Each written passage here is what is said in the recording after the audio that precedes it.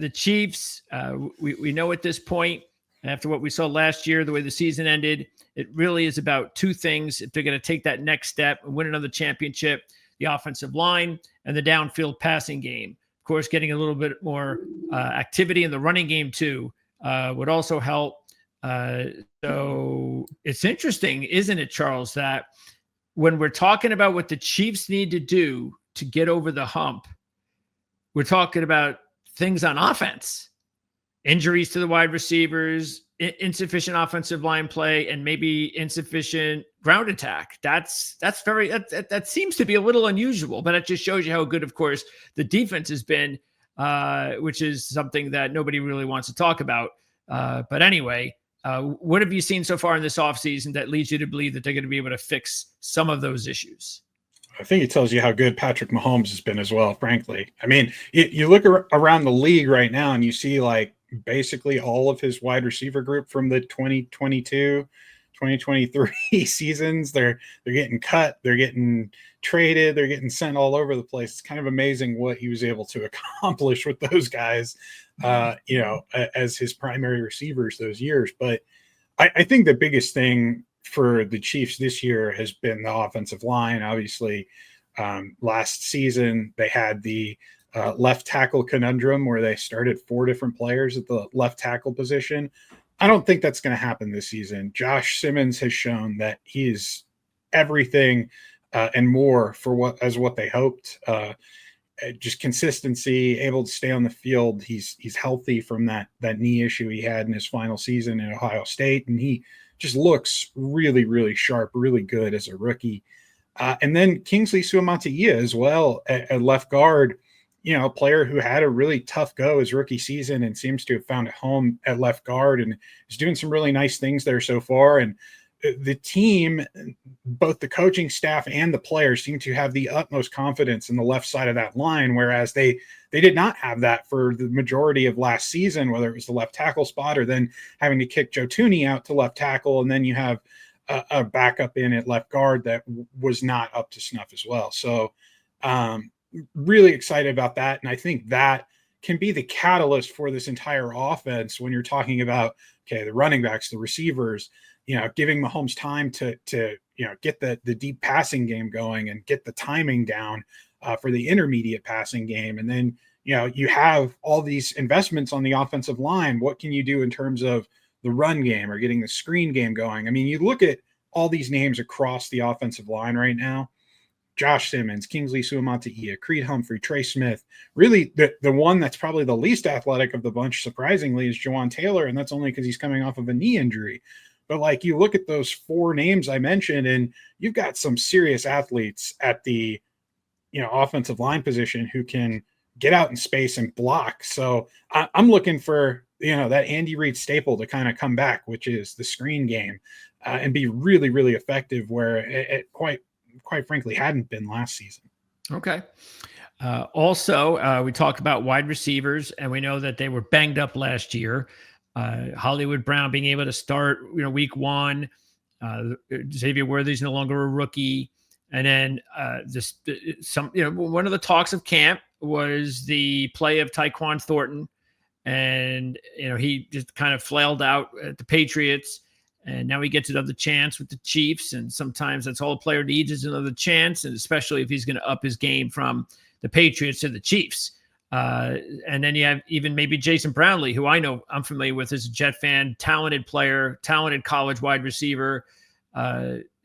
He actually even made some plays in the preseason as well. So I know they don't get back Rice for 6 games or so. So what do you think about the way the wide receiver unit is going to start this season compared to last season? I think they're in a little bit of a better spot. I mean, obviously you had Rashee Rice for the first 4 games last season. That's going to hurt not having him for those 6 games. There's no way to shake that. But I think you're better situated for Rashee Rice absence this year than you were in years past. It doesn't help that Jalen Royals is dealing with the knee issue and that he's not going to be ready for week 1. That was confirmed today. But that's just minor. That's like, hey, maybe not week 1, but he'll be okay in a couple of weeks. Yeah, they're describing it as tendonitis, which Okay. is a very minor thing, but you need to kind of take care of it, right? To make sure that you're doing the right maintenance every week and so on and so forth. And I think he will be back relatively quickly. I would be shocked if he's out more than 2 weeks maximum. Um, I think it's very possible he could be back by week 2 as well. I don't know if it's going to be a situation where he doesn't travel with the team. That might be something that probably helps. If a knee issue, then if you have swelling or fluid in there, you don't have to get it drained if you're on the plane for however many hours to Brazil. But I think that's a possibility for him, and that could set him up to play in week 2. Okay. Hollywood Brown is a guy who's kind of been out the last go of training camp and throughout the preseason. Sounds like he'll be good to go, which is a positive sign because he's developed some good chemistry with Patrick Mahomes. Xavier Worthy, obviously, year 2, always a good thing. Feeling more confident, comfortable in the scheme. I think the one player to really look out for as someone who can be kind of that direct replacement for Rashee Rice in the early goings is Juju Smith-Schuster. If you look at, I think it was week 5 last season, the week after Rashee Rice was hurt, Juju comes in and has a 100-yard receiving game. So he was the beneficiary then. I think he'll be the big beneficiary now in terms of just like a direct one-to-one type of replacement. I'd say with Jalen Royals out, I would look at Nico Remigio as probably the second guy up in terms of who could potentially get some more run. I think Tyquan Thornton really does like slot in as kind of that Justin Watson type role for Kansas City, where he's like that 4th or 5th guy in the wide receiver room who is kind of a matchup nightmare because he's fast, right? He's way too fast to be a 4th or 5th guy, but that's just where he kind of slots in here. And when I look at him and what he's done this offseason, he takes all the best qualities of like a Marquez Valdez-Scantling and a Justin Watson and combines those into one. And I mean, I think he's going to be someone who's going to have a chance, like we saw in the preseason, to have a couple of shot plays per game where he can pick up chunk yardage because he's got the 3rd or 4th cornerback or defensive back who's on the field on him in coverage, Sure. and typically that's not your best guy, right? So the matchup situation plays into his favor. You saw a 58-yard reception that probably could have gone further if he kept his feet under him and didn't have to stretch out for the ball. But look, I mean, the goal this season, the Chiefs have been talking about it, is to get back to that, make you pay type of offense where, Sure. okay, if you're going to cover the deep ball, we'll make you pay with the underneath stuff and with the running game. Oh, you're going to cover the underneath stuff in the running game, we're going to make you pay with the deep ball. Last season, they couldn't do that. They really struggled at deep ball accuracy, and they just didn't have time to let the deep passing plays develop because of the issues on the left side of the offensive line. The offensive line was phenomenal through the preseason and really through training camp in allowing that deep passing game and those plays that take a longer time to develop. So that's something that I'll be looking for in week 1 as well. Okay. So if you had to, and this will be valuable information to fantasy fans. So if you had to rate the receivers production wise in the first half of the season, because even if Rice comes back, when he comes back, it's going to take, you would think it might take him a week or 2 just to kind of get into the swing of things. So let's say half the season. How would you do that? 1 through 4. Yeah, I do Xavier Worthy at 1. I'd probably do Juju Smith-Schuster at 2, actually. Okay. I'd probably do Hollywood Brown at 3, and then Tyquan Thornton at 4. Okay. And if I had to give you a 5, it would probably be Nico over Brownlee, just because I think Brownlee does have some value, and we saw them use him in the red zone, right? But I think, with just the numbers game, he might be a game day inactive early. And what about Royals? I mean, Royals, obviously, if he gets healthy and gets back on the field, I think he could slot in. I think he could slot in at 4 if he gets healthy and gets okay. back. So if he's healthy, he should be the 4. Yeah. Okay. Of course, until Rice comes back, and then it all changes. Okay. Yeah. Let's have you seen anything develop at all from? I know Jared Wiley had some injury issues, of course, last year.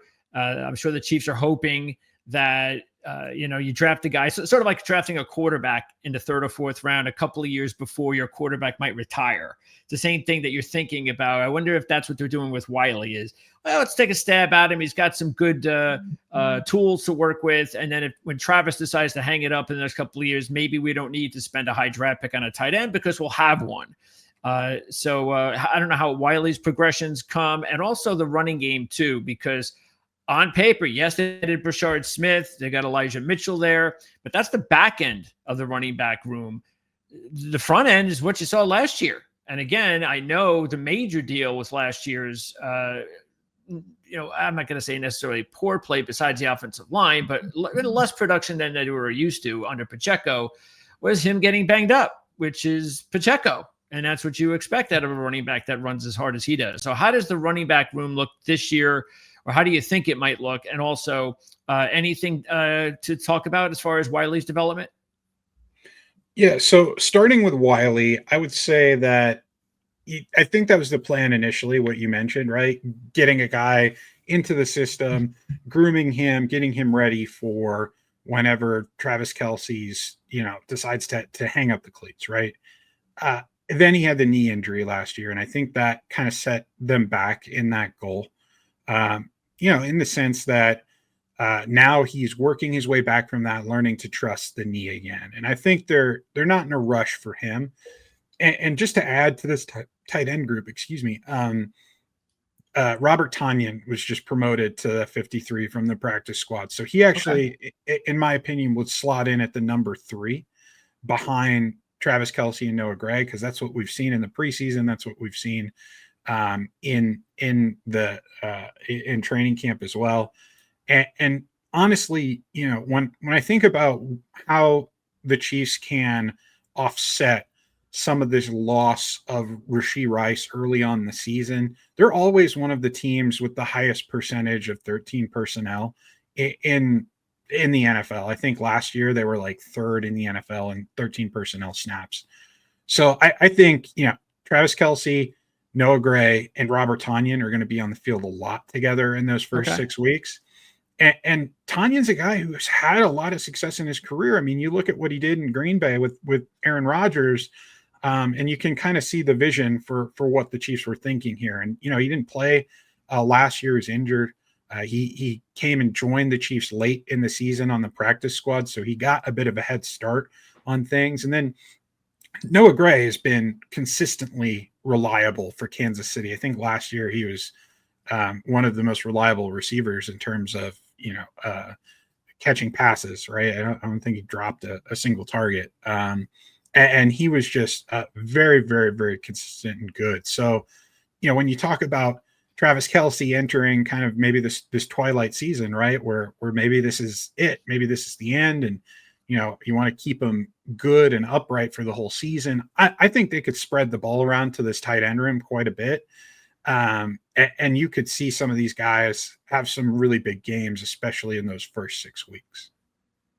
All right. So what about the running game? Because they have to definitely get that average up, whether it's Hunt or Pacheco. How's Pacheco's health? I think he looks great, to be honest. Last season, he looked a little bit slower after he came back from the injury. This year, he looks more on par with what he was prior to that injury. You always have to be aware with him because he has that like physical run through you style where he's just gonna be more prone to getting hurt because of that, because that's the way it goes.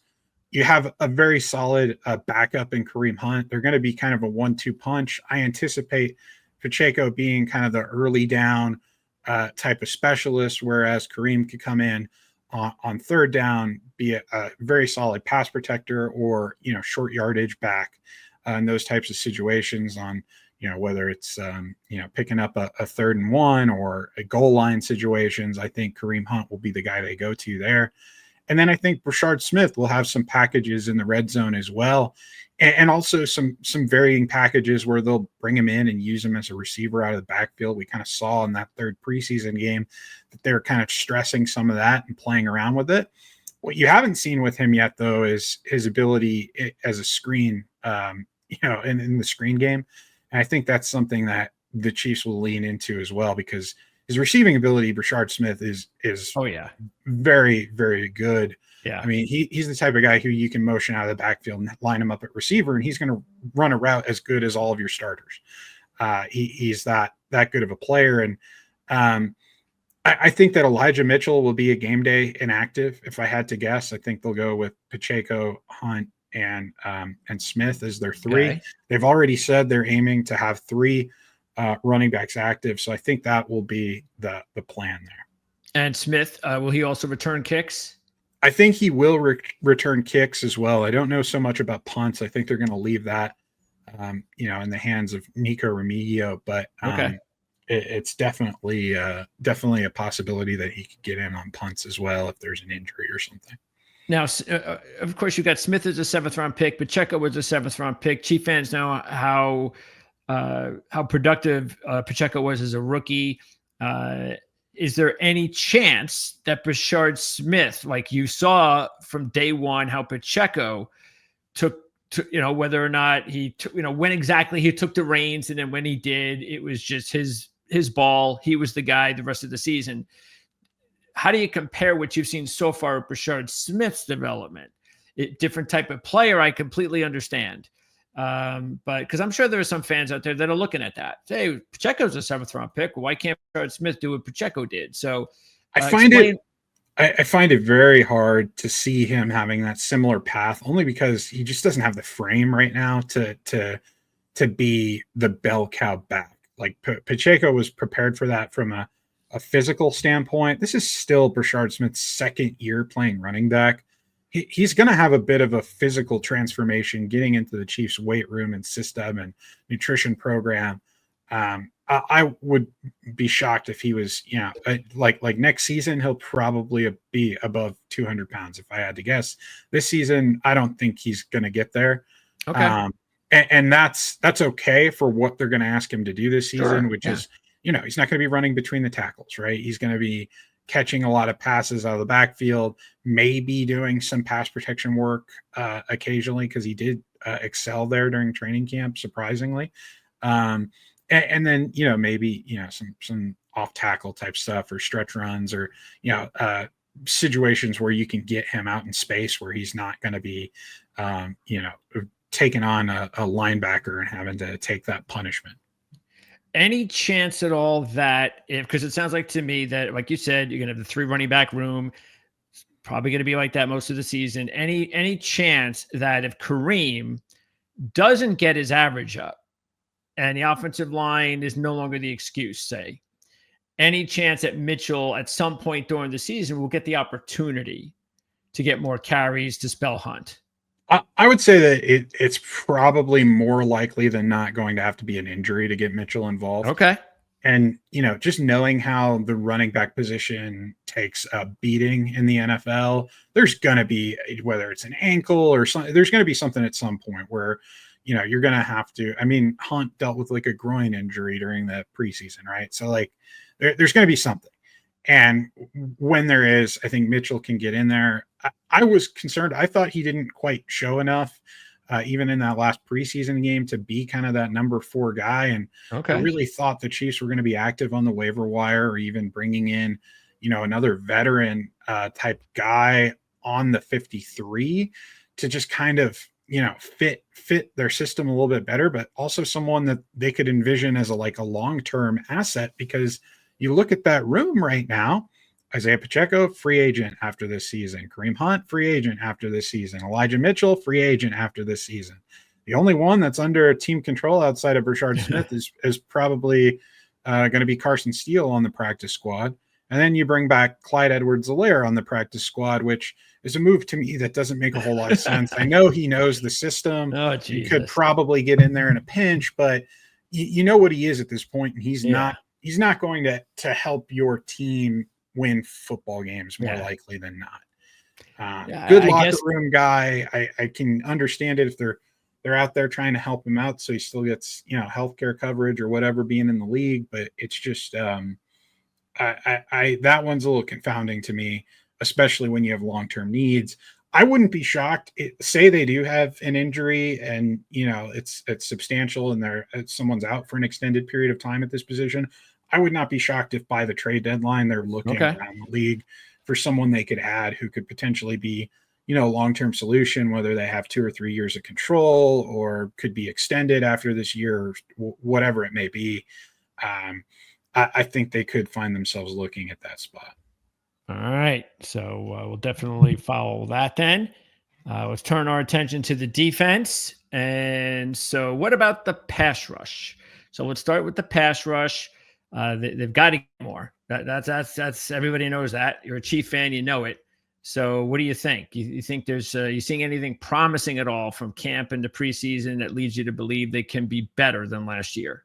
Yeah, I mean, I think their top four are better than last year, to be honest. Ashton Gelati was just dominant in that final preseason game. He had about a 4-play stretch where, outside of the one play that was like a delay of game penalty, which might have been caused by him anyways, frankly, because he was just destroying that left tackle. But um, he had 3 consecutive reps where they were just game breaking. He had one where he was called for a horrible roughing the passer penalty, like throwing the flag on the official for that one. That was they must have called it body weight, but you look at the all 22, he did everything he could to possibly not land on him. So I did not agree with that call. But and then he had just 2 consecutive plays where he just blew up the play in the backfield because he was either reading the cadence or was able to get around that tackle.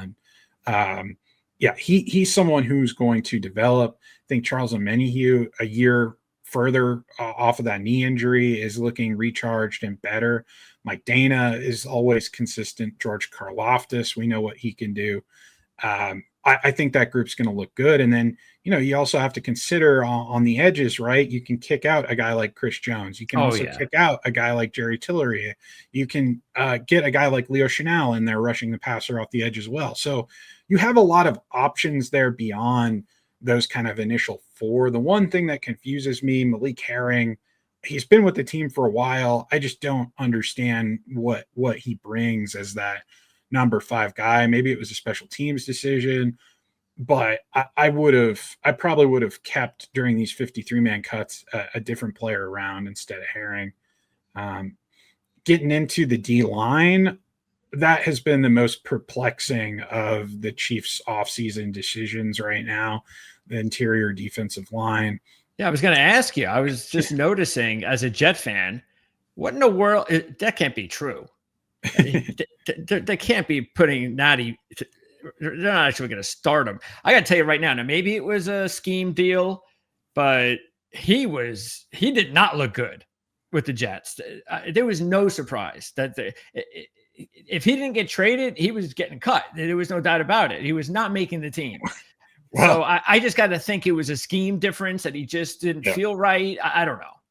The Chiefs have a bone to pick with the Jets right now because they were actually looking for that Jawan Briggs fella from the from the Cleveland Browns, and apparently the Jets had a better offer than the Chiefs, and that led to the Derek Nottie reunion. So a bunch of different dominoes that happened there. Interesting. But also moving on from Mike Pennell, who 34 years old, has been the starter or presumed starter throughout all of camp, and then suddenly is not. My understanding of that whole situation was basically that the Chiefs didn't want to guarantee his contract, as NFL teams don't like to do with a lot of vested veterans. That's kind of the play around there, right? They cut these guys, wait and bring them back after the first week, and they play on a non-guaranteed deal. And he seemed to take exception to that because, not necessarily because it's about the money, but because of the principle of being a starter, right? Or being a presumed starter and leader on their team and not getting a guaranteed contract, right? I think that was the problem there. And frankly, I think it's going to hurt this team. Like throwing a Derek Nottie in there after a season, off season away, where he's not at Andy Reid's training camp, where he didn't perform well with the Jets, it's a risk. And then behind him, you have Omar Norman Lott, who's had 2 ankle injuries throughout training camp in the preseason. And then you've got Jerry Tillery, who's in his first year with the team. this position group just feels like a mess to me. It feels like one that's going to very much so backfire. If anything happens to Chris Jones, Lord Oh, help them, yeah. because they just I don't get what the plan has been here. I don't think I think they had an idea of what they wanted out of this group, what they had hoped for, with the addition of Omar Norman Lott and Jerry Tillery, and some of the guys that they had that they ended up releasing.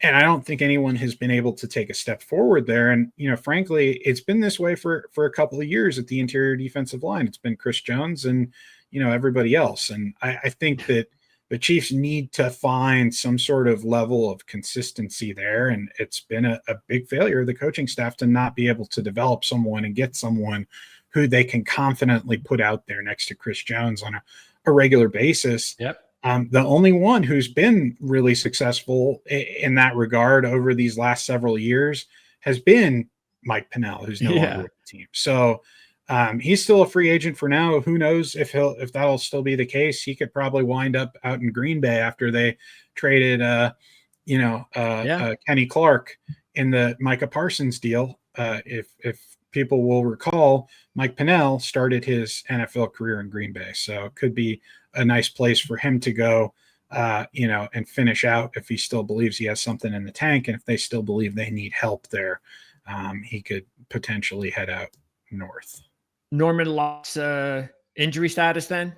I believe he'll be okay for week one, but it's one of those things where it's like he's re-injured it now. He injured it in camp, re-injured it. Could potentially be an issue moving forward. Okay. So at this point, though, because of the injuries, you really haven't noticed or seen any development. You have no idea what you got there. In terms of Norman Lott, I think no. I had an inkling that the Chiefs had this plan of using him more as a run defender than his role, which was kind of a penetrating three technique in college. I had kind of an inclination that they would do that from the start, because I do think he is a better run defender than he got credit for in college, because he just didn't play a lot of those snaps. He wasn't out on the field because they That's had a true. very heavy rotation at Tennessee. But just looking at some of the advanced analytics and numbers, some of the tape, I had a feeling that like this was going to be something that they tried to do, wanted to do with him. I just don't know if it's successful. I mean, you see him having a couple ankle injuries. Well, he just put on a bit of weight, and I wonder if that has something to do with it. I don't know, but it's a situation where you hope that he can develop and become a participant, and that this injury doesn't linger throughout the season. I would have to guess that they get him out there, get him comfortable in a rotational capacity with maybe Derek Nottie as the starter, then they'll be in a better spot. But and then you look at the practice squad; they just brought in a couple of retreads in Broderick Martin and also Zach Pickens as well. So a couple of former top 100 draft picks from the Detroit Lions and the Chicago Bears coming to Kansas City as potential backups or developmental pieces for that interior defensive line. But it's very difficult in the NFL to come in after an offseason program and get accustomed and get in a position where you can contribute quickly. I think the Chiefs will be lucky if either of those guys are ready to play by the bye week, Yeah. after being on the practice squad and learning things and Yep. so on and so forth. So we'll see how things shake out, but not too thrilled about the situation in the defensive tackle room. Okay. Let's talk about the rookies besides Jalot. You got Jeffrey Bassa and Noah Williams, as well as Cooper McDonald, who makes the team as the only CFA linebacker from TCU. So how are those rookies doing? Yeah. Let's just talk about Cooper McDonald for a second. What a story, man. Going from a rookie mini camp tryout to making the 90 man to making the 53 man. Man, just awesome story there, and really, really smart move, I think, by the Chiefs keeping him on the roster. Because if you look, Drew Tranquill is a cut candidate next year because of his cap hit. Leo Chanel's a free agent. So you got two guys who are your starters who could potentially leave. And this is an offseason too, where you're trying to pay Trent McDuffie. You just paid George Karlaftis. You just paid Trey Smith. Yep. You got Brian Cook will be a free agent. You've got Jalen Watson and it's just all these guys, Isaiah Pacheco, right? You got all these guys who are pending free agents.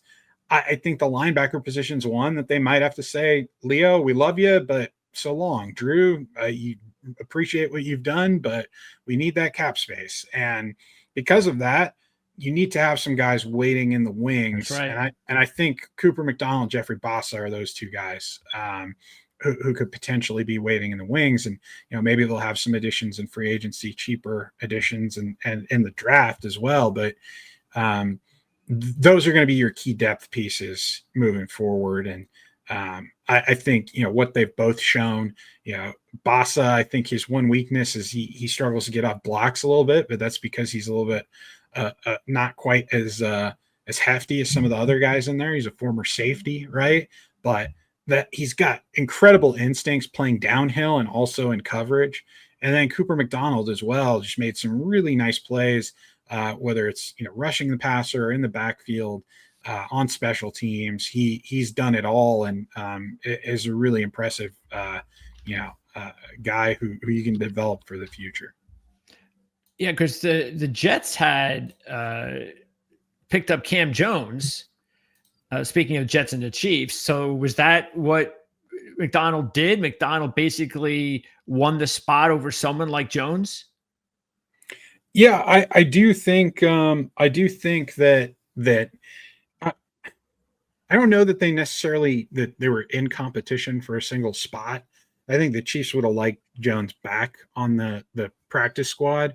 I think they thought that they could maybe sneak Jones through as opposed to a guy like McDonald, who really had a tremendous preseason. And it was interesting too. I think another team put in a claim for Cam Jones. So even if the Jets hadn't put in a claim, he probably wouldn't have made it back to Kansas City. Okay. And, just taking a look here at Cooper's, let me pop this up here. I'm sure most of the Chief fans know this by now, but some might not. Let's take a look at his bio from last year. Let's see. There he is. So, let me see what the stats look like. I think he was hurt at TCU, which is probably why he didn't get. Yeah, because I'm not seeing a lot of. There's not a whole lot of production. He didn't get a lot of interest. In fact, I think the Chiefs were his only minicamp invite. So this was kind of his only option, is to go there and show out and earn a spot. I think he had a pretty strong career. He had a couple other stops besides TCU, but he's the type of player that they're looking for in terms of undrafted free agents who could potentially come in and evolve into a starter.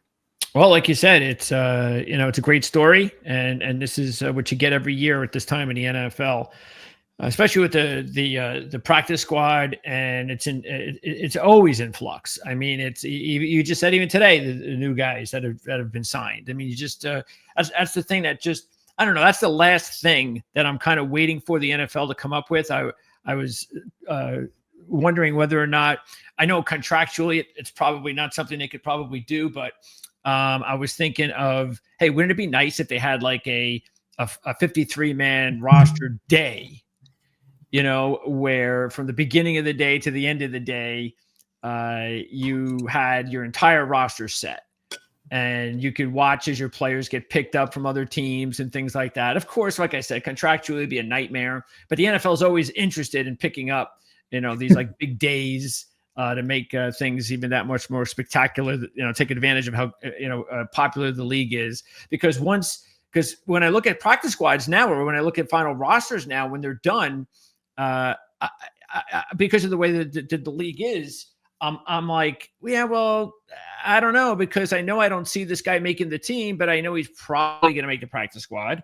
And then you got to wait for the practice squad to come out like 24, 36 hours later. And then even when that comes out, you don't know if the same guys that are on there are going to still be on there. They're like 2 or 3 days later. So I think that's kind of some of the beauty of it, though, that you don't really know until that first week arrives and it's kind of sinks in, and you're like, wow, this is the team this This year, is it. Yeah. and these are the guys. So, Yes.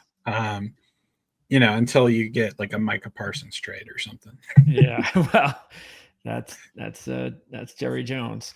Okay, so let's talk then about that secondary because uh, did they? We talked about the difference between Snead and no Snead, and maybe that affected the depth a little bit. But how is the secondary right now compared to the secondary when they won the Super Bowl a couple years ago? I think this is one of the best secondaries they've had in a minute. You just look at the depth and also the versatility. You have a guy like Chris Roland Wallace listed as a nickel corner, but he can also play cornerback. He can play free safety. He can play strong safety. He can play dime. Like he's going to be all over the field for this team. I think they actually like him as a potential free safety candidate to take over for a guy like Brian Cook. I think you might see him out there quite a few times this season as a single high safety because I think he just has the most range of any of the guys on that back end. Then you got a guy like Jaden Hicks who's kind of stepping into that Justin Reed role, right? Where he's kind of inside the box type, but also can cover tight ends and match up.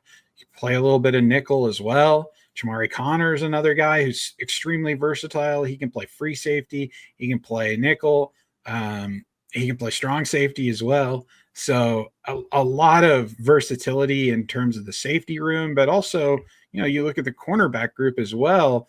I think there was a series in that last preseason game where, opens up and you've got Trent McDuffie on the outside. You've got Jalen Watson on the outside. You've got Chamari Connor covering the slot.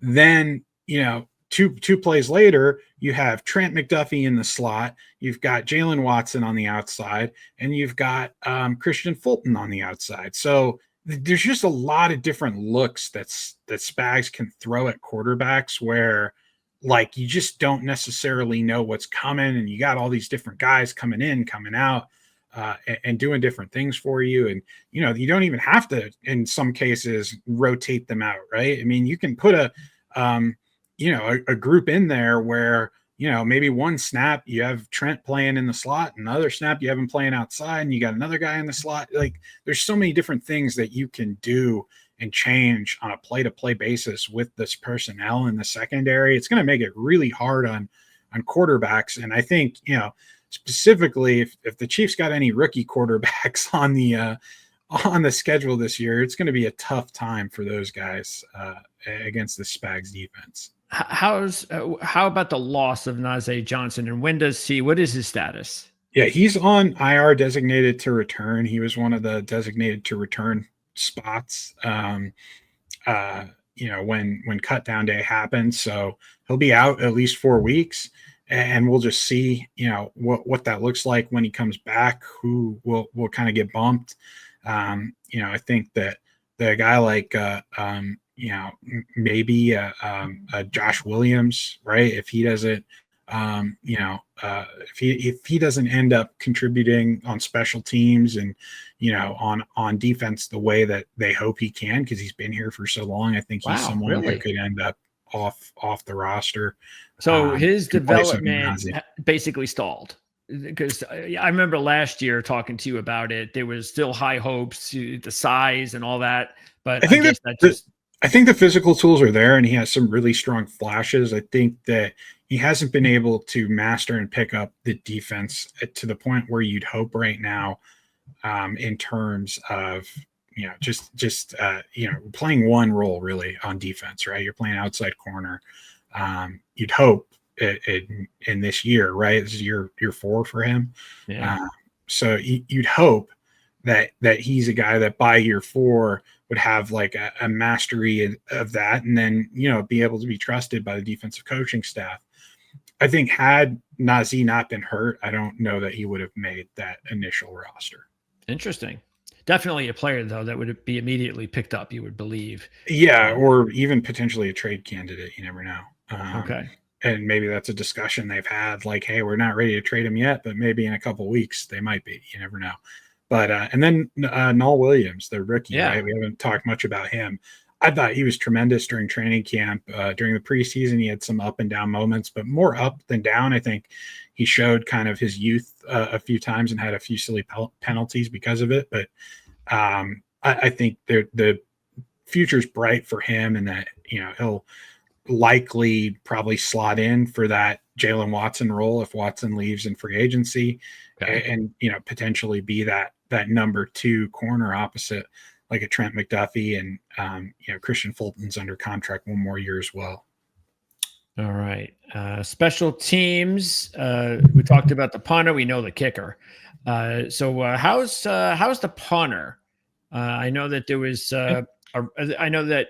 I mean, we talked a lot about Ariza and what a great talent he was coming out of college, and he goes to Buffalo. And I as a Jet fan, I couldn't stand that, especially because I know the Jets after Buffalo let him go. Had like the first opportunity to sign him, and they decided not to. And then the Chiefs got him. And of course, when you're a Jet fan, you're like, of course, yeah, Jets let him go. And they signed like Thomas Morstead. Yeah, let's sign like a 45-year-old punter and let the Chiefs Super Bowl team get this young, punter with this golden leg. But he didn't have the season last season that I think some people thought he would have. Like instant impact, great punter. So how's he looking now? I think he's made the improvements that Dave Toub has asked him to make, which is hang time was one of them. He wanted to improve his hang time on punts, and then also just like the pooch area, right? Is what Dave Toub likes to call it, but just making sure that you get the punts directionally into the area you want them to be in, essentially. Which is within the 20-yard line, right? You don't want to punt them out the back of the end zone in most situations, right? But you want to make sure you get them in the right spot there. And I think he's made those improvements and is in a better spot this year than he was last year. And I think we'll see that pretty quickly, as the season kind of progresses. Okay. Injuries, we already talked about a couple of them. Who else is out that is important as far as a contributor to the team? Yeah, I mean, I think you got some interesting ones here. A guy like a Jake Briningstool, right, who was also given the return designation. So that's another, CFA who technically made it, quote unquote, right? Maybe he'll be the guy to replace Kelsey in a couple of years. Yeah. Well, I will say, in the early goings before he got hurt, he had some very Kelsey-like plays. Yeah. So definitely reminds me and is reminiscent of like a young Travis Kelsey. So wouldn't be shocked. He just obviously has to stay healthy. He had a hamstring injury that basically sidelined him the entirety of training camp and now has him on IR. So we'll see what transpires there. If there's another injury or someone gets banged up, they can bring him back after 4 weeks time, and then they have obviously the 21-day activation window. So a couple extra weeks there after they designate him to return to decide whether to bring him back or keep him on IR the whole season. If they had to give him redshirt year, I don't think they would be mad about that. So I could see that happening where they bring him back, have him practicing, and they're like, hey, look, we're going to keep you on IR the whole year, but next year you're going to have an opportunity because maybe Travis isn't here, right? You never know. Ethan Driscoll on the NFI had appendicitis, had to have an appendectomy, has been out for a little while. I know he's someone they really like, and they kind of went a little light on the offensive line. I think they have 9 on the 53 and they've got 2 on the practice squad. So he's a guy who could potentially come back at some point from that and be eligible to be activated to the roster. That's something I'll be looking for and interested in, because I thought he was really good last year. Just his ability to get out in space and move at his size. I mean, 6'8", a big guy. So definitely someone I'm watching. The other one on here that I'll say is kind of interesting on IR is probably Janarius Robinson. I think he's the type of guy with the injury, if it's not serious, that like his contractual commitment, you could probably cut him from IR. You could like, agree to an injury settlement with him and then re-sign him to the practice squad. I think he would have been in line to make that like fifth defensive end spot if he hadn't got hurt and say Felix still gets hurt. Because he was actually really performing nicely in Kansas City. He's obviously only 26 years old, like still a young guy can kind of mix in with what they've got going on. So he's someone I'm looking at. Like if we get into the season a little bit here and the Chiefs pass rush is lacking a little juice, maybe that's a guy that they decide to waive with the injury settlement and then bring back on the practice squad, promote to the active roster. That's kind of one of those ways that in the NFL where you can get around the finality of being placed on injured reserve. Yeah. When it doesn't work for a player like Felix who is on season-ending injured reserve for a hamstring injury because he's a first-round draft pick. His contract's fully guaranteed. It's going to cost a lot of money to cut him. But for a guy like Robinson, who's probably playing on like a vet minimum type of contract, you can cut that and you'll feel the burn a little bit, but it's not nearly as much as if you're cutting a first-round draft pick. And how is Felix? What's up with him? What happened there? Hamstring injury. He is done for the season. He's on IR. He's out. It's unfortunate. Probably doesn't set him up for the fifth-year option, but could set him up for a nice, comeback year in his contract season where he's going to really need to show out to be able to show the Chiefs that he belongs, because he hasn't really been able to do that so far.